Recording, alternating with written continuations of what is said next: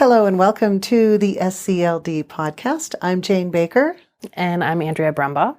Hello, Andrea. How are you? I'm good. How are you? I am great. And here we are on a podcast for the week of things happening January 31st. Yes. At the Library District.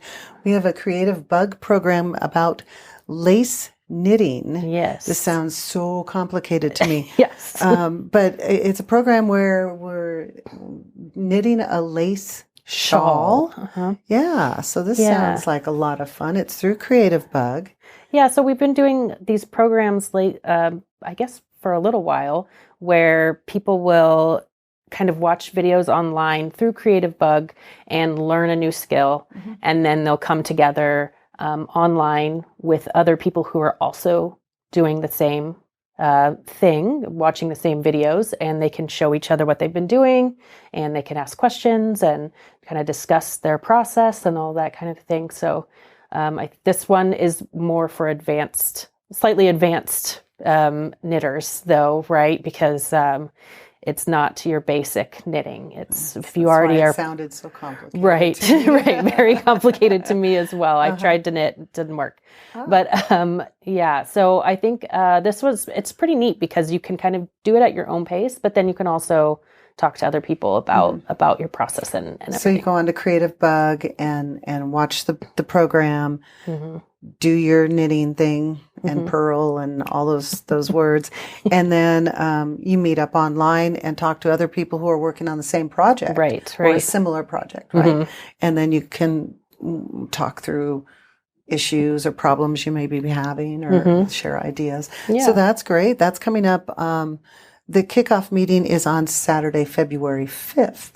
And then there's another meeting on the February 19th and then a final on March 5th. So a great thing to do for the month of February. Yeah. Yeah.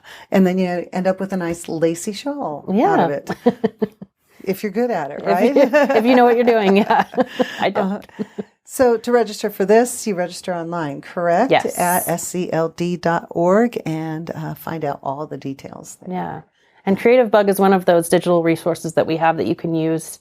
If you have the in-district library card, you can use that anytime. They have so many other really neat things on there as well. They do. The lace knitting, I have a lot of respect for this. I mean, I don't want to give an impression that it just looked too hard for me. But there's a lot of great programs on Creative Bug and fun stuff. So yeah, and they have new stuff every month too. So great. So that's coming up. Kickoff. Saturday, February 5th. Sounds like a lot of fun. Something else that we're going to be talking about today is our Overdrive app. Yes. So Overdrive is where you can get all of your digital books, digital ebooks, and digital audio books through us, through the library.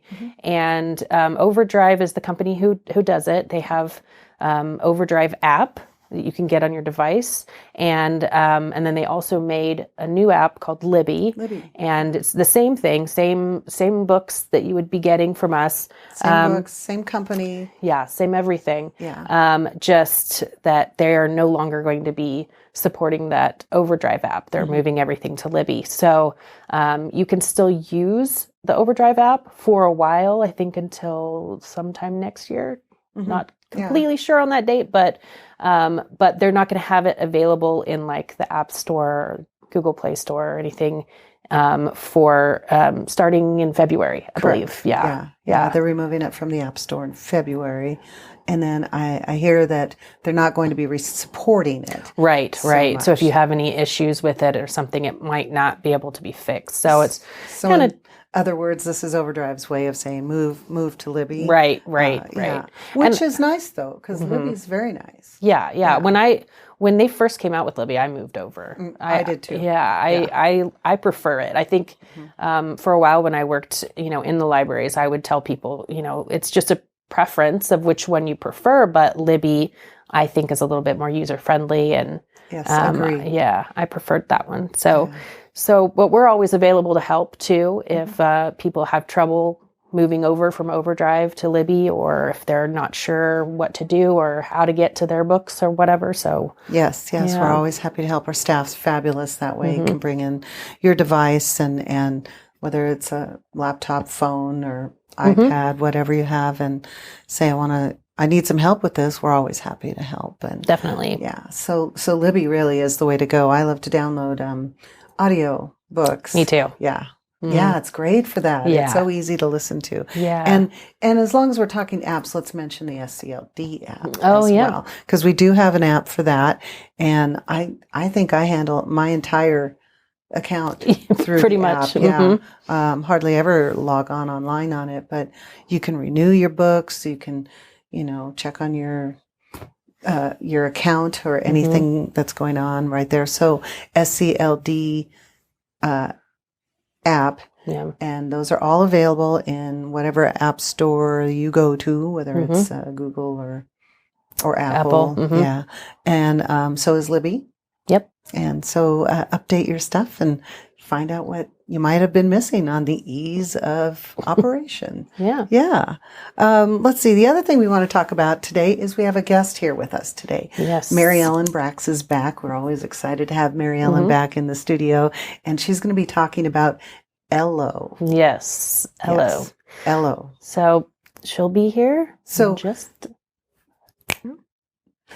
welcome, Mary Ellen. It's nice to have you here, and welcome back. And we're talking about ELLO today. Yes. ELLO, ELLO. So what's it stand for? It's Everyday Language and Learning Opportunities.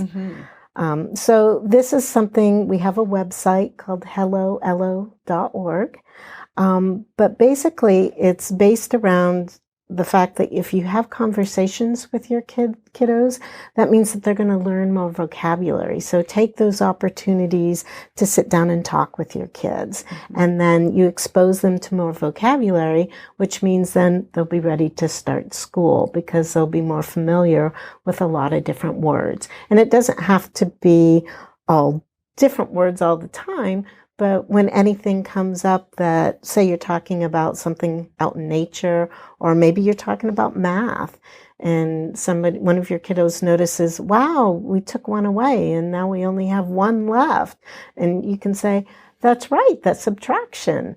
So, using that language to kind of give your kids just a little bit more of a breadth of knowledge is what it's based on. So, and it kind of supports that, you are your child's first and most important teacher. And then that, these conversations that you have are really educational. They can be fun, they can be a little intense at times for those of us that have been parents, but you're always learning something from them. And so you're learning more vocabulary. Sure. So, and it's all about asking open-ended questions. So there's a little formula you can use where you ask a question and then you repeat what the child has said, and then you ask them another question to extend it so that you're continuing on the conversation. So you want to stay away from the yes or no answers, but you want, or more than one word maybe, or you could say something like, tell me more about that. Tell me more about what you see. Tell me more about what you think might happen if we put that block on that particular piece of paper, or things like that really get kids talking to you. Yeah, that's a great blueprint for parents when you're stuck with how do I throw this learning into our everyday situations. Yeah. It's fabulous stuff. Now, ELLO is not the library. You're involved in it, but it's not from us. Who is behind ELLO? Yes, ELLO was designed by two professors. One, Dr. Allison Wilson. She used to be at Eastern Washington University. She's now at the University of Montana. And then Shanna Davis, and she is at the EWU right now too. So Shanna is in the School of Counseling. Allison is in the School of Education and Early Childhood.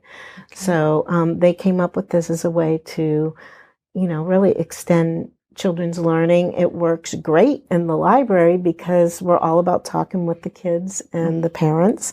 And so we can model some of this behavior where we say, okay, ask your kids a question, repeat what they said, maybe extend on it a little bit more, and then ask them another question.